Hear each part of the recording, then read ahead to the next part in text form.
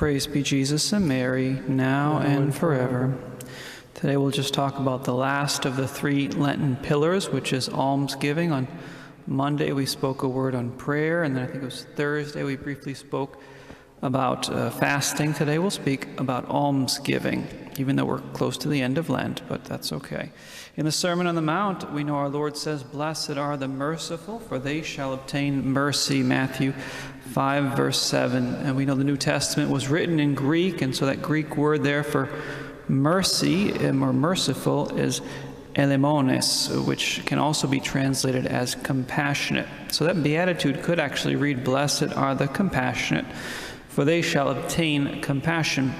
From that Greek word for merciful, which is elemones, we get a Latin word, elemoisna. Elemoisna, I believe I'm pronouncing that correctly, which then it becomes an English word, almese.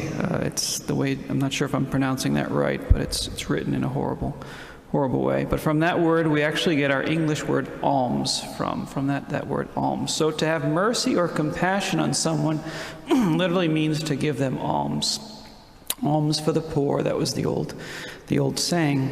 Almsgiving in its most concrete form means giving material or financial assistance to a needy person or to a cause, but true almsgiving doesn't come out of a sense of guilt or a desire to feel good about ourselves or from any other purely natural motive. True almsgiving is prompted by the virtue of Christian charity.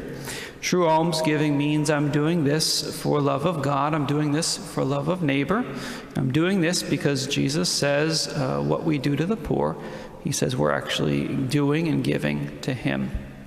That's what Christ will say at the Last Judgment as well, when he will say, "Come, O blessed of my Father, inherit the kingdom prepared for you from the foundation of the world. For I was hungry, and you gave me food. I was thirsty, and you gave me drink. I was a stranger, and you welcomed me. I was naked, and you clothed me. I was sick, and you visited me. I was in prison, and you came to me. For as often as you did it to one of the least of these my brothers, you did it to me," he says in Matthew chapter 25. Almsgiving will play a huge role in how we will be judged by God himself. The Church, in her wisdom, gives us 14 ways to practice almsgiving. They're what are called the 14 works of mercy. They're the corporal works of mercy, and they're also the spiritual works of mercy. To perform a work of mercy, as we mentioned before, means to actually have compassion on someone. Blessed are the merciful, blessed are the compassionate, for they shall receive mercy, they shall receive compassion. Mercy means having kindness or goodwill towards the miserable, towards the afflicted, and it's joined with a desire to actually help them. And notice that true almsgiving isn't just concerned with material things or with material support, it's also spiritual support as well.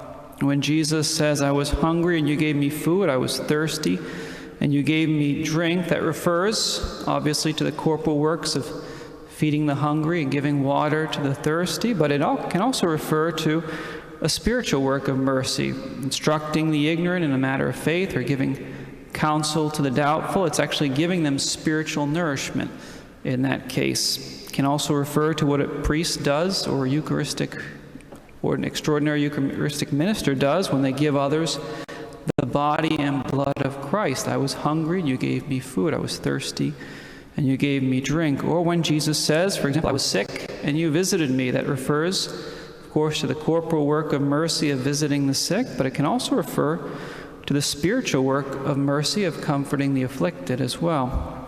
When Jesus says, "I was in prison and you came to me," that obviously again refers to the corporal work of mercy of visiting the imprisoned, but it can refer to the spiritual work of mercy of praying for the dead, of visiting the souls in purgatory by offering our prayers for their relief and for their release. Even admonishing sinners, being patient with the persons who wrong us, forgiving offenses, these things are considered by the Church as works of mercy, essentially as an almsgiving in a spiritual sense. So in this Lenten season, let's take a look at those corporal and spiritual works of mercy, and let's ask Our Lady how we can best put them into practice, remembering all the while that the mercy that we give to others will be the mercy that we receive from our Lord himself.